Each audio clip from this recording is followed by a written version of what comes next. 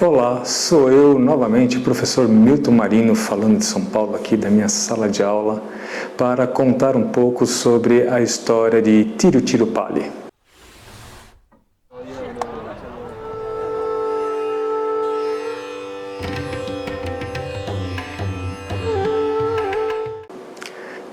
Tirupali, também conhecido Tirupoli, ou mais bem conhecido como Trichy, é uma cidade que inicialmente não estava no meu roteiro.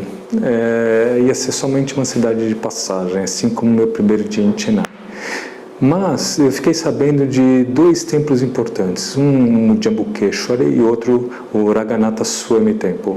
E eu resolvi investir meio período de tempo nessa cidade, apesar de não ter nada específico para fotografar nesse lugar, mas eu resolvi ficar um pouco mais de tempo e conhecer essa cidade. Primeira coisa que me chama a atenção a respeito de Tirupali ela está justamente no delta do rio Kaveri. O rio Kaveri é um rio extremamente importante para o estado de Tamil Nadu e para o sul da Índia. Ele é tão importante para o sul como o Ganges é importante para o norte. E muitas lendas estão associadas justamente à presença desse rio. Outra coisa é a quarta maior aglomeração humana no estado de Tamil Nadu e a quinta cidade mais segura para as mulheres. Ou seja, meninas, se vocês estiverem viajando para a Índia sozinhas, jamais digam que vocês estão sozinhas. Isso é uma coisa muito importante. Apesar da Índia ter melhorado muito, mesmo nos dias atuais, uma dama não deve andar desacompanhada assim sozinha pela rua. Obviamente muita coisa mudou. A primeira vez que eu estive na Índia, as meninas não podiam andar de regata. Tinha que cobrir os ombros, tinha que cobrir as pernas. Hoje, nessa última viagem, as moças usaram trajes mais curtos e não houve nenhum tipo de comoção, nenhum tipo de problema. Tá? Mas, mesmo assim, se você estiver sozinha, é fundamental que você esteja aí, diga que você está acompanhado, nunca diga que você está sozinha. Tá? Se alguém te perguntar. Outra coisa com relação a Tirupali, é uma cidade extremamente antiga. Tá? Ela data provavelmente século III a.C., as primeiras inscrições, e foi, durante algum tempo, a capital do Império Chola. Tá? Mas ela já foi governada pelos Cholas, pelos Nayakas, pelos Pallavas, pelo Império Vijayanagara, pelas regras carnáticas e, finalmente, pelo British. Rádio britânico, tá ok? Então, é uma cidade extremamente antiga, que já foi governada por muitas pessoas, sendo em algum momento capital do Império Chola. Quando eu cheguei, fui extremamente bem recebido, bem recebido. O povo de Tamil Nadu é um povo muito simpático, muito alegre, muito solícito. Você vai notar que é um povo que tem uma pele muito mais escura, tá? Beirando um negro mesmo, um azul, um negro azulado, muito bonito, uma cor muito bonita, grávida, e com as feições muito finas.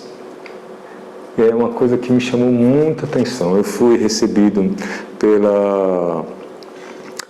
pela agência, pela Griffiths, e o meu guia foi o Radhakrishna, um senhor de 78 anos de idade e com muita energia, muito lúcido, conhecia muito sobre e percorrer o estado, uma boa parte do estado de Tamil Nadu.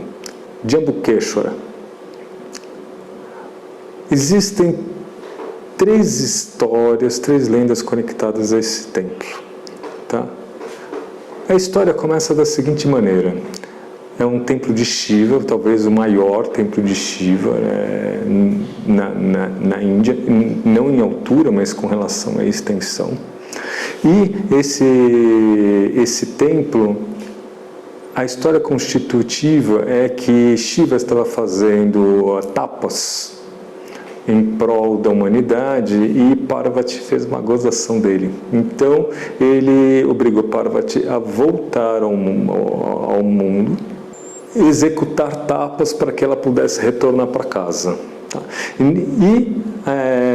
Parvati chegou justamente nessa região onde tem uma grande floresta chamada Tiruvanakoil, ou Jambutri Forest, a floresta de árvores de jambu. E nessa floresta, pegando a água do rio Kaveri, debaixo de uma árvore de jambu, de uma imensa árvore de jambu, ela construiu um lingam feito de água. E a esse lingam ela começou a fazer o seu tapas, fazer o seu esforço, a fim de que pudesse retornar a Shiva. Resultou, ela conseguiu retornar. Mas existia dois ganas. Os ganas fazem parte do exército, dos companheiros de Shiva. Existiam dois ganas que o tempo todo brigavam um com o outro. E, devido a essa contenda, Shiva fez com que eles retornassem à Terra na forma de um elefante e na forma... Um tinha uma forma de um elefante e outro tinha a forma de uma aranha. E os dois estavam justamente nessa floresta de árvores de jambu, justamente onde estava o lingam de Shiva, e os dois faziam adoração ao seu lingam. Então, enquanto a aranha tecia a teia para evitar que as folhas das árvores e as sujeiras, impurezas caíssem sobre o lingam de Shiva, o elefante ia até o rio, enchia sua tromba, se enchia com água, enchia sua tromba com água e lavava o lingam. Daí, ao fazer isso, o elefante destruiu a teia da aranha. E a aranha, com muita raiva, foi lá e picou o elefante. Mordeu o elefante e o elefante veio a morrer. Então, vendo a devoção dos dois, Shiva permitiu que os dois voltassem a Kailash. No entanto, como a aranha tinha mordido o elefante, a aranha tinha que retornar mais uma vez ao mundo na forma de um rei. Tá, muito bem. Então, a rainha do Império Chola estava esperando um neném. E os astrólogos deram a melhor data para o nascimento do neném, mas a rainha entrou em trabalho de parto antes. Como ela entrou em trabalho de parto antecipado e o neném não ia nascer na data esperada astrologicamente, ela fez um esforço tremendo evitando que o neném nascesse. Então, por isso, quando o neném nasceu, ele nasceu com os olhos vermelhos. E o nome em tamil, eu não consigo me lembrar o nome, mas o significado do nome do rei é o rei dos olhos vermelhos, porque ele tinha olhos vermelhos, justamente por causa desse atraso no trabalho de parto. E ele era justamente a encarnação da aranha. Então, esse rei construiu esse templo no lugar onde tinha o lingam aquoso de Shiva, tá?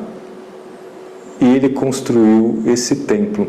E é uma coisa muito curiosa que esse templo ele tem uma entrada muito pequena, porque era a fim de que nem mesmo um filhote de elefante pudesse entrar no Santo Santorum, onde está o lingam de Shiva. O outro templo,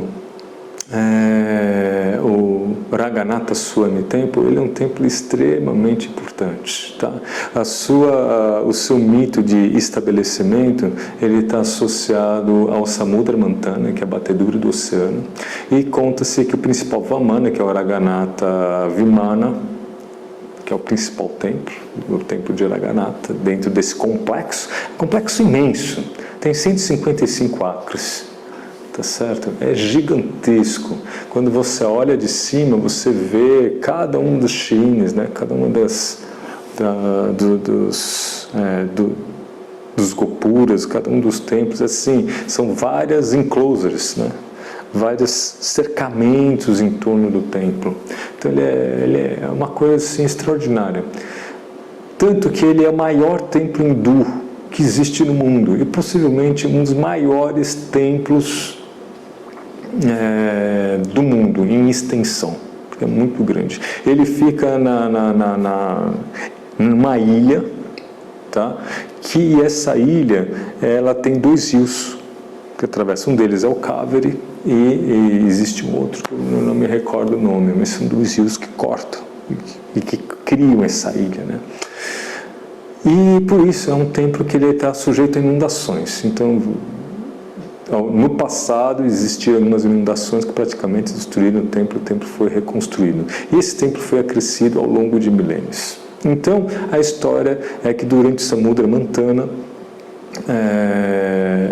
Brahma estava fazendo austeridades, e das austeridades do tapas de Brahma nasceu esse Raghunatha Vimana. Esse Raghunatha Vimana ficou no Satyaloka, ou seja, na morada de Brahma, durante um tempo imenso. Daí, Ikshvaku trouxe esse Vimana para Ayodhya. E ele esteve em Ayodhya. Lembre-se, isso é uma história mitológica, tá? Não foi que isso aconteceu realmente, mas é um mito. E que durante a batalha de Rama com Ravana, Rama deu o templo, depois que venceu, ele deu o templo para um rei, um dos reis desta região, que é... difícil lembrar, são tantos nomes, né? E esse rei, ele estava justamente trazendo o templo quando repentinamente o templo parou nesse lugar. E ele empacou e não saía do lugar. E daí este rei que tinha recebido o templo concedeu para o outro local, desde que esse templo estivesse voltado para o sul. Então dentro do templo, tá aí na imagem principal, você tem Vishnu deitado, que é o Swami Raghunatha, Raghunatha Swami, Vishnu deitado sobre a serpente Ananda, e ele é voltado para o sul, ou seja, ele é voltado para o Lanka, justamente para onde está ali a ilha de Lanka. Diversas pessoas notórias estiveram nesse templo, mas entre elas a principal foi o Ramanuja, que é o mestre do Vishishtadvaita Vedanta, tá? Que é o Vedanta que não é totalmente monista, que é o caso de Adi Shankaracharya, que não é dualista, mas ele é um dualismo atenuado. E ele escreveu uma das suas principais obras nesse templo. Como você pode ver em algumas imagens, o templo ele não é só simplesmente o Vimana, mas ele é um grande complexo com muitos pavilhões, e os peregrinos vão, dormem, almoçam, passam o dia, passam a noite, às vezes, nesse complexo. Então você vê carros de bois, e tem elefantes dentro do templo, que muitas vezes esses elefantes são usados durante procissões, durante festejos. Logo, é um lugar que é um lugar para passar o dia, para ir com a família, para passar com a família. Isso é muito comum lá no estado de Tamil Nadu e em outras regiões da Índia. O templo não ser só um lugar para a festividade, não ser só um lugar dos festivais, né? Não ser só um lugar para o seu contato e o seu darshana com o sagrado, sua visão do sagrado, mas é um lugar de convivência familiar. Eu espero que vocês tenham gostado. Nos vemos no próximo vídeo, que eu vou falar sobre a cidade de Tanjavur ou Tanjore.